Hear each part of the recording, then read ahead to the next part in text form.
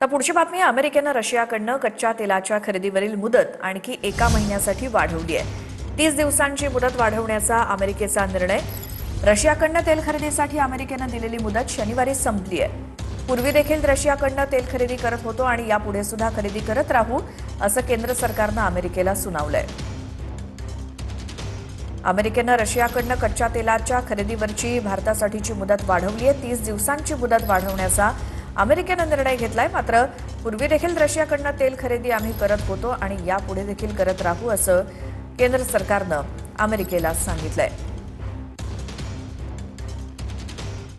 अमेरिकेनं रशियाकडनं कच्च्या तेलाच्या खरेदीवरील मुदत आणखी 1 महिन्यासाठी वाढवली आहे। रशियाकडून तेल खरेदीसाठी अमेरिकेनं दिलेली मुदत शनिवारी 16 मे रोजीच संपली होती।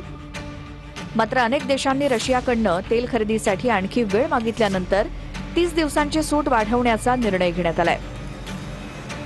मध्य पूर्वेत सुरू असलेल्या युद्धामुळे तेलाच्या पुरवठ्यात मोठा अडथळा निर्माण झाला होता। त्यामुळे अमेरिकन वित्त मंत्रालयानं अडचणीत असलेल्या देशांना रशियाकडून कच्चं तेल खरेदी करण्यासाठी मार्च महिन्यात सवलत दिली होती।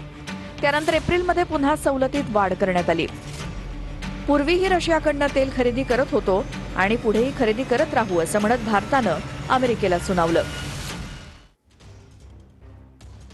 तर अमेरिकेनं रशियाकडनं कच्चं तेल खरेदीवरची मुदत ही 30 दिवसांनी वाढवलेली आहे। मात्र त्यावरती भारतीय केंद्र सरकारनं अमेरिकेला सुनावलंय। यापूर्वी देखील आम्ही तेल खरेदी करत होतो आणि यापुढे देखील करत राहू। भारत अमेरिकन निर्बंधांमधील सवलतींचा विचार न करता रशियन तेल खरेदी करत आलाय, अशी माहिती पेट्रोलियम मंत्रालयाच्या एका वरिष्ठ अधिकाऱ्याने दिली। तसंच भारत स्वतःच्या गरजेनुसार पुढे देखील रशियाकडनं कच्चं तेल खरेदी करत राहील असंही अधिकाऱ्यांनी म्हटलं।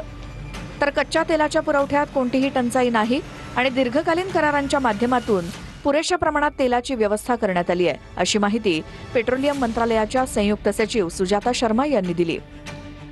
भारत जगातील तिसरा सर्वात मोठा कच्चं तेल आयातदार आणि ग्राहक आहे। भारतानं कमी किमतीचा फायदा घेण्यासाठी रशियाकडनं कच्च्या तेलाच्या खरेदीत मोठी वाढ केली आहे, ज्यामुळे देशांतर्गत तेल शुद्धीकरण कारखान्यांना वाढता खर्च सहजपणे हाताळण्यास मदत झाली।